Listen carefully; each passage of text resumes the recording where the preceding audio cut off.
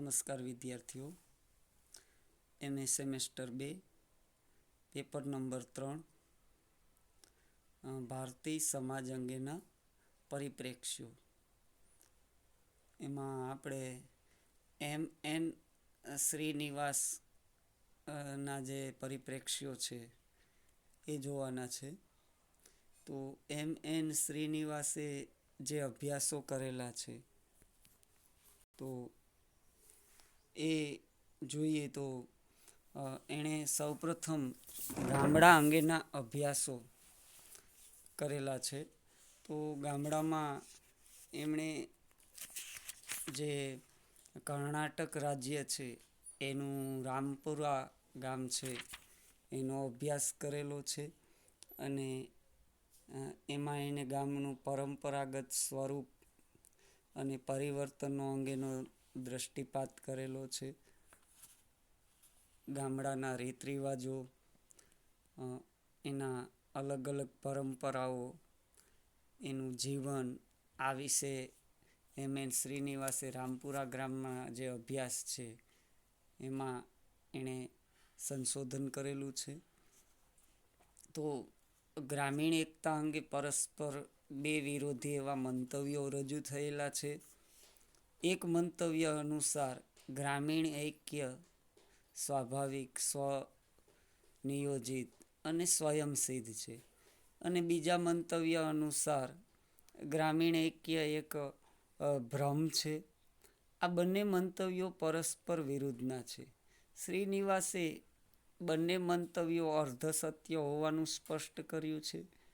તેમણે નોંધ્યું કે ગામની એકતા એક સ્વયંસિદ્ધ સત્ય છે તેમ માની લેવાનું નથી. સાથોસાથ ગામની એકતા એક ભ્રમ છે એમ પણ માની લેવાની જરૂર નથી. વાસ્તવમાં ગામની એકતા એ એવું કંઈક છે જેનું અસ્તિત્વ સાબિત કરવું પડે છે. શ્રીનિવાસે ગ્રામીણ એકતાનું અસ્તિત્વ સાબિત કરતા તથ્ય તરીકે જ્ઞાતિઓ વચ્ચેનું પરસ્પરાવલંબન, પ્રભાવી જ્ઞાતિઓના વૈવિધ્યની વચ્ચે રહેલું આંતરિક એકતા તેમજ ગ્રામીણ સમુદાયમાં એકતાની અભિવ્યક્તિ કરતા તથ્યો રજૂ કર્યા છે. તો આવી રીતના શ્રીનિવાસે રામપુરા ગામના અભ્યાસમાં ક્ષેત્રીય પદ્ધતિ તરીકે સહભાગી નિરીક્ષણ પદ્ધતિના ઉપયોગમાં પોતાને થયેલ અનુભવો વર્ણવ્યા છે.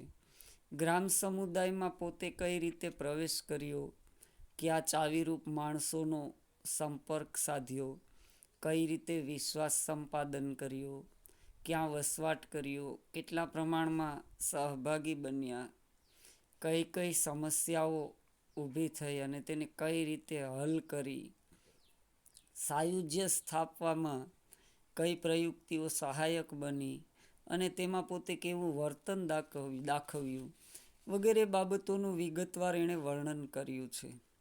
ગ્રામજનોની કુતૂહલવશ વૃત્તિ, શંકાશીલ માનસ, પક્ષાપક્ષી અસ્પૃશ્યતા, સંશોધકનો જ્ઞાતિ દરજ્જો, ક્ષેત્ર કાર્ય દરમિયાન સંશોધનનું નિવાસસ્થાન, ગામની એકતા વગેરે ગ્રામીણ અભ્યાસમાં કઈ રીતે અને કેવા સ્વરૂપે અવરોધક બન્યા એનું પણ વર્ણન શ્રીનિવાસે કરેલું છે. તેમણે નોંધ્યું તેમ સંકીર્ણ અને વિકીર્ણ ગામના તુલનાત્મક અભ્યાસોની આવશ્યકતા છે. ગામની પ્રવૃત્તિઓમાં ગ્રામજનોના સહભાગીપણાને લગતા અભ્યાસોની પણ આવશ્યકતા છે. તો આવી રીતના શ્રીનિવાસે ગામડાનો અભ્યાસ કરેલો છે. ત્યારબાદ શ્રીનિવાસે જ્ઞાતિ અંગેનો અભ્યાસ કે મંતવ્યો જ્ઞાતિ અંગેના જે રજૂ કર્યા છે તો એમાં જોઈએ તો શ્રીનિવાસે રચનાવાદી વિચારક તરીકે સમગ્ર દ્રષ્ટિબિંદુથી ભારતીય સમાજ અને સંસ્કૃતિ અંગેના વિચારો છે રજૂ કર્યા છે. એમણે જ્ઞાતિ અંગેના વિચારો, વર્ણ, ધર્મ, રાજકારણ, ગ્રામીણ સમાજ, ભારતીય સમાજ, પરિવર્તન વગેરે ભારતીય સમાજના વિભિન્ન રચનાતંત્રીય પાસાના સંદર્ભમાં રજૂ કર્યા છે. જ્ઞાતિ અંગેના શ્રીનિવાસના વિચારો છે એ આપણે હવે સંક્ષેપમાં જોઈએ તો પ્રથમ છે જ્ઞાતિની વ્યાખ્યા અને લક્ષણો અંગેના વિચારો અથવા મંતવ્યો. તો એમના મત મુજબ જ્ઞાતિ એક અખિલ ભારતીય ઘટના છે. અખિલ ભારતીય એ અર્થમાં કે સ્વતંત્ર વંશ પરંપરાથી ઉતરી આવેલા અંદરો અંદર લગ્ન કરતા સમૂહો જોવા મળે છે. આ સમૂહો મળીને ઉચ્ચ નિમ્ન શ્રેણી બને છે અને એમના પૈકી પ્રત્યેક દરેક સમૂહને બે ધંધા સાથે પરંપરાગત સંબંધ હોય છે. પરંતુ જ્ઞાતિના કેટલાક લક્ષણો સાર્વત્રિક હોય છે. તેથી આ દેખાઈ આવે એવા પ્રાદેશિક તફાવતોની પણ આપણે ઉપેક્ષા કરવી જોઈએ નહીં. તેમણે નોંધ્યું તેમ સમાજશાસ્ત્રી જ્ઞાતિની વ્યાખ્યામાં કે ભાઈ જ્ઞાતિ એ એક વંશ પરંપરાગત સામાન્ય રીતે એક સ્થળે રહેતું અંદરો અંદર લગ્ન કરતું જૂથ છે. તે અમુક જ ધંધો કરે છે અને જ્ઞાતિના સ્થાનિક કોટિક્રમમાં એનો અમુક દરજ્જો છે એવી માન્યતા પરંપરાથી ઉતરી આવેલી હોય. જ્ઞાતિઓ વચ્ચેના સંબંધોનું નિયમન અનેક બાબતો વડે થતું હોય છે, પરંતુ શુદ્ધિ અશુદ્ધિના ખ્યાલો એમાં મુખ્ય હોય છે. અને સામાન્ય રીતે એક પંગતે બેસીને ભોજન કરવાનો વ્યવહાર કે જેને સહભોજિતા કહેવામાં આવે એ સૌથી વધારે જ્ઞાતિની અંદર જ હોય છે. તો આવી રીતના આ જ્ઞાતિ વિશે એણે પોતાની વ્યાખ્યા આપેલી છે. અને કે જે સહભોજિતા હોય, જેમાં પરંપરા હોય, જેમાં કોટિક્રમ હોય, શુદ્ધિ અશુદ્ધિની માન્યતા હોય, તો આ વ્યાખ્યા અને લક્ષણો અંગે આવી રીતના પોતાનો મત છે રજૂ કરેલો. ત્યારબાદ બીજો મત છે વર્ણ અને જ્ઞાતિ અંગેના મંતવ્યો. તો જ્ઞાતિ સંસ્થાને વૈજ્ઞાનિક રીતે સમજવામાં વર્ણના વિચારે ઘણી અસર કરી. તો વર્ણમાં રહેલી જટિલતાની બાબતની સામાન્ય માણસમાં પણ અસર થતી હોય. સામાન્ય માણસની દ્રષ્ટિએ વર્ણ એટલે હિન્દુ સમાજમાં બ્રાહ્મણ, ક્ષત્રિય, વૈશ્ય, શૂદ્ર એવા 4 વર્ગ હતા. વર્ણ વિશેના લૌકિક ખ્યાલ પાછળથી બંધાયેલા છે. વર્ણ શબ્દનો અર્થ રંગ થાય છે. તો શ્રીનિવાસે એક સૈદ્ધાંતિક નમૂના તરીકે વર્ણ અને જ્ઞાતિની નક્કર જે વાસ્તવિકતા છે એની વચ્ચેનો ભેદ વર્ણ અને જ્ઞાતિના ખ્યાલ દ્વારા સ્પષ્ટ કર્યો. વર્ણ અને જ્ઞાતિ ઉપરના એક લેખ દ્વારા શ્રીનિવાસે વર્ણ વ્યવસ્થાથી સૂચવાતા જ્ઞાતિ પ્રથાના લક્ષણો વર્ણવ્યા, તેમજ એ લક્ષણો વર્તમાન જ્ઞાતિ પ્રથાથી કેવી રીતે જુદા પડે એ દર્શાવ્યું. શ્રીનિવાસના મતે 4 વર્ણો એ 4 જ્ઞાતિઓ છે અને આ સંખ્યા ભારતના દરેક ભાગમાં એટલી જ છે. પરંતુ વૈદિક સમસ્યામાં પણ એવા ધંધાદારી જૂથો હતા કે જે વર્ણમાં ગણાતા નહોતા. અને સમાજશાસ્ત્રીઓ જેને જ્ઞાતિ કહે છે તે અર્થમાં આ જૂથો જ્ઞાતિઓ કહેવાય કે નહીં તે જાણવા મળતું નથી. વર્ણના ખ્યાલે જ્ઞાતિ અંગે ખોટો એક વિચાર પેદા કર્યો. તેમ કહીને શ્રીનિવાસ કહે કે જ્ઞાતિ પ્રથાને સમજવી હોય તો સમાજશાસ્ત્રીએ વર્ણના ચોખટાની પકડમાંથી મુક્ત થવું જરૂરી છે. વર્ણ વ્યવસ્થા યથાર્થ રીતે ઉચ્ચ નિમ્ન શ્રેણી છે. એમાં જે ભેદ છે તેનો પાયો ધાર્મિક છે. કોઈ એક જ્ઞાતિનો ધાર્મિક દરજ્જો અને તેનો આર્થિક દરજ્જો કે રાજકીય દરજ્જો એ બંને વચ્ચેની અસમાનતા ઘણી મોટી હોય છે. તેમના મતે વર્ણ વ્યવસ્થાએ જ્ઞાતિના ખ્યાલને વિકૃત બનાવ્યો છે. એ સાચું છે, પરંતુ તેનાથી સામાન્ય માણસને એક સાદી અને સ્પષ્ટ સમગ્ર ભારતને લાગુ પડે એવી યોજના મળી રહે છે, જેને લીધે તેઓ જ્ઞાતિ પ્રથાને સારી રીતે સમજી શકે. વર્ણ વ્યવસ્થાએ એક સમાન સામાજિક ભાષા આપી છે જે ભારત આખાને લાગુ પડે છે અથવા તો લાગુ પડતી મનાય છે. શ્રીનિવાસના મતે કોઈ જ્ઞાતિના દરજ્જામાં ફેરફાર થાય ત્યારે તે ફેરફારને વર્ણની પરિભાષામાં વર્ણવવામાં આવે છે, સ્થાનિક જ્ઞાતિ પ્રથાની પરિભાષામાં નહીં. તો આવી રીતના શ્રીનિવાસે જે વર્ણ અને જ્ઞાતિ છે એ અંગેના મંતવ્યો રજૂ કર્યા. ત્યારબાદ ત્રીજું મંતવ્ય છે જ્ઞાતિ અને ધર્મ વચ્ચેના સંબંધ અંગેના મંતવ્યો. તો શ્રીનિવાસના મતે જ્ઞાતિ સંસ્થા એક અર્થમાં હિન્દુ ધર્મનો પાયો છે. તેમ છતાં જ્ઞાતિ સંસ્થા હિન્દુ ધર્મ પૂરતી જ મર્યાદિત નથી. ભારતના મુસલમાનો, ખ્રિસ્તીઓ અને શીખો જ્ઞાતિઓમાં વહેંચાયેલા છે. હિન્દુ ધર્મમાં એવા જૂથો પણ છે જે જ્ઞાતિ શબ્દના સંપૂર્ણ અર્થમાં જ્ઞાતિઓ નથી. કર્મનો સિદ્ધાંત હિન્દુને એમ શીખવે કે તેનો જન્મ અમુક જ્ઞાતિમાં થવાનું કારણ એ છે કે પૂર્વજન્મમાં તેણે અમુક કર્મો કર્યા હશે. ધર્મસૂત્રો કહે છે કે જો માણસ સારા કર્મ કરશે તો તેને ઉચ્ચ જ્ઞાતિમાં જન્મ મળશે અને લેવો પડશે. અમુક જ્ઞાતિમાં જન્મ થાય એ આત્માની ઈશ્વર પ્રત્યે ગતિ કેટલી થઈ છે તેની નિશાની છે એમ માનવામાં આવે. શુદ્ધિ અને અશુદ્ધિ અંગેના કેટલાક નિયમો હિન્દુ ધર્મમાં મુખ્ય છે. આ અંગે વિવિધ પ્રદેશો અને જ્ઞાતિઓમાં તફાવત જોવા મળે, પરંતુ સર્વત્ર આ નિયમો જીવનના મોટા ભાગને આવરી લે છે. જ્ઞાતિ વચ્ચેના સંબંધો અંગેના ઘણા નિયમો શુદ્ધિ અશુદ્ધિ અંગેના નિયમો ઉપર રચાયેલા છે. જ્ઞાતિ દરજ્જો અર્પિત દરજ્જો છે અને તે શુદ્ધિ અશુદ્ધિના ખ્યાલ ઉપર રચાયેલો છે. આમ છતાં જ્ઞાતિ વ્યવસ્થામાં ઉર્ધ્વગામી ગતિશીલતા શક્ય બને છે. જ્ઞાતિ વ્યવસ્થામાં ઉર્ધ્વગામી ગતિશીલતા સંસ્કૃતિની પ્રક્રિયા સાથે સંકળાયેલ છે. તો આવી રીતના જ્ઞાતિ અને ધર્મ વિશેના પણ પોતાના વિચારો એ રજૂ કરેલા છે.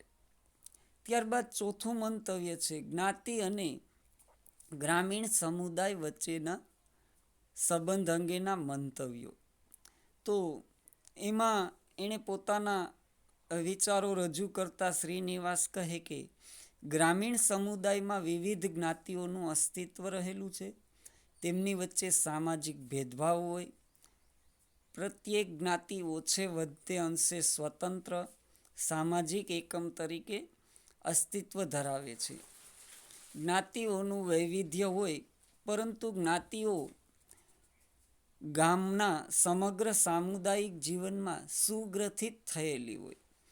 ભારતના મોટાભાગના ગામડાઓ અલગ અલગ જ્ઞાતિના બનેલા છે.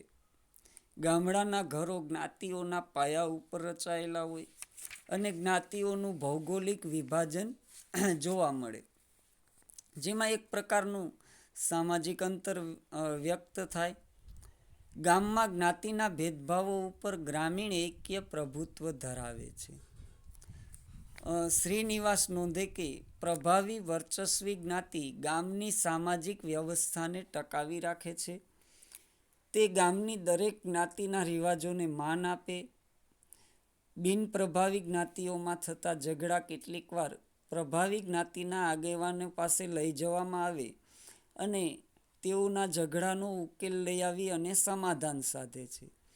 શ્રીનિવાસે જે રામપુરા ગામમાં આવેલા પરિવર્તનોમાં નોંધ્યું કે ગામમાં પક્ષાપક્ષીનું રાજકારણ ઉદ્ભવી રહ્યું છે અને ગામની એકતા છે નબળી પડતી જાય.